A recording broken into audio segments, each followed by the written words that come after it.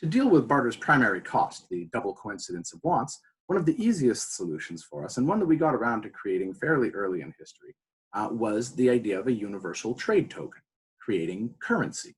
This generally happens only once your economy becomes so sophisticated that we're not trading 5 or 6 goods anymore. In general, the currency tends to evolve once specialization has reached a particular point where we no longer have an efficient ability to allocate resources by cross pricing, say oil into chickens or rope into say, hens. So in that sense, we need to be cognizant of the fact that currency requires a somewhat universal store of value, or at least something that people recognize and are willing to accept in exchange for goods of value. In general, economists have determined that there are a few traits that all currency should have if we want to get the most out of this economically speaking. It should be widely available so that people can use it for transaction purposes. It should be affordable so that that way most people can make use of it and it can be used in relatively small transactions. It should be durable so that we're not constantly incurring a cost to recreate currency. It should be portable, which means that the units of account should be large enough compared to the amount of currency that we actually need to carry around. Uh, and similarly, our currency needs to be divisible into small denominations. If the minimum value of our currency is such that I can say, pay a week's wage with it, I'm going to have a really hard time buying chocolate bars. And so in general, we prefer that currency be splittable into smaller denominations that we can use for these small transactions. Now, an important thing that most people overlook when currency is discussed is the idea that the currency itself doesn't actually have to have any economic value itself. It can have economic value, and certainly commodity currencies have been used. But strictly speaking, in order for something to act as currency, it simply needs to be freely exchangeable for other things of value. And intuitively, it can be thought of as a placeholder for different kinds of favors and goods in sort of the hub in a network barter system, where everything is exchangeable for currency.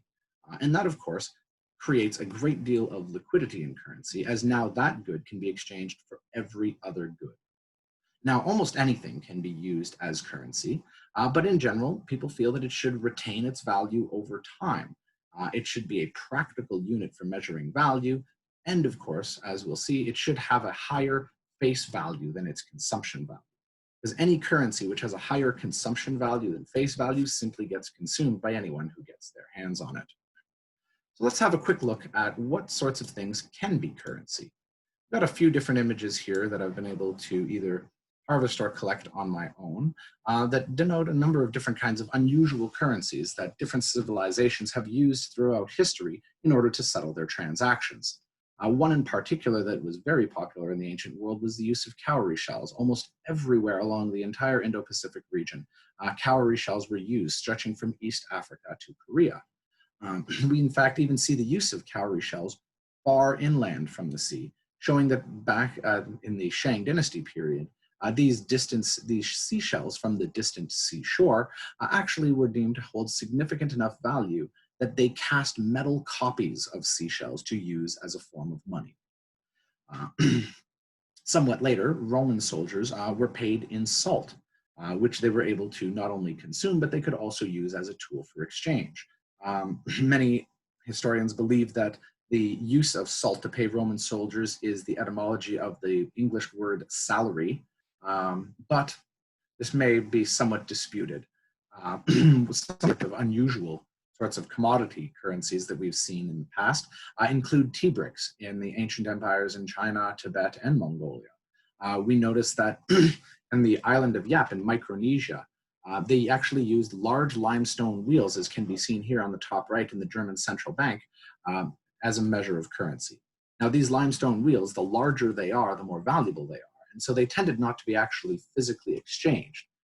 Generally speaking, they stayed in the location where they were laid to rest after they were quarried on another island and brought to Yap, and the ownership of the stone was held in an oral record. Nonetheless, the stone itself, or ownership of the stone, could be used as a form of payment. And in fact, these limestone wheels were the central exchange good in their economies. Moving a little bit away from something not as interesting. And moving on to something perhaps that people might find surprising was the use of cacao beans in Central America prior to the arrival of the Europeans. In fact, the Maya actually used effectively chocolate as their form of money. Under such circumstances, I'd probably find myself rather poor, but nonetheless, this was a very widespread use because it was such a commonly enjoyed commodity that it could be exchanged for literally anything else. In the UK's North American colonies in the early days, there was a significant lack of metal. Nobody was mining, nobody had a forge set up, and so all metallic coins had to have been imported from Britain. And at the time, Britain was dealing with some complications with the Bank of England, which had forbidden the use of any other kinds of currencies other than its own to settle transactions, which of course led to a lack of metallic coins in the colonies, who were expected simply to export goods, and only had local currency to use if they didn't pay for anything using the currency they collected from exports. And so because of the dearth of precious metals to use as currency in the UK's North American colonies, early American settlers actually resorted to stamping wood chips with hot irons in order to put some kind of symbol on them that they could then use as a form of fiat currency. Certainly everybody who's familiar with any kind of crime drama has seen that cigarettes get used as currency in prisons all over the world. There seems to be sufficient enough demand for them on a generally widespread basis that other favors and goods can be readily exchanged for them. But a more Canadian example is the use of what was called the Made Beaver that you can see at the bottom here.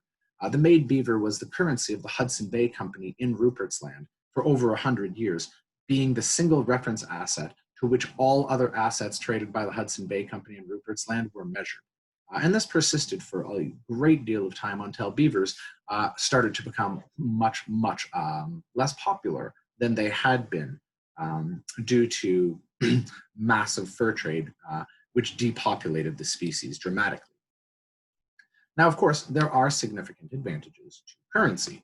A universal trade token simplifies the transactions and operations of markets in literally everything else.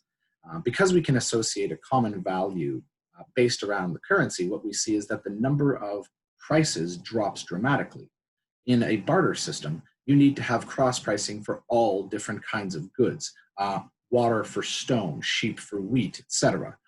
And this creates a large number of currencies. In fact, it's n times n minus 1 divided by 2, meaning the more assets or goods that are traded in your economy, the larger and larger the number of prices are.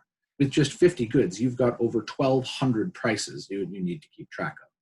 But if we introduce currency, now all of those 50 goods all are priced in terms of currency, which means that we only have 50 prices to deal with rather than 1,225.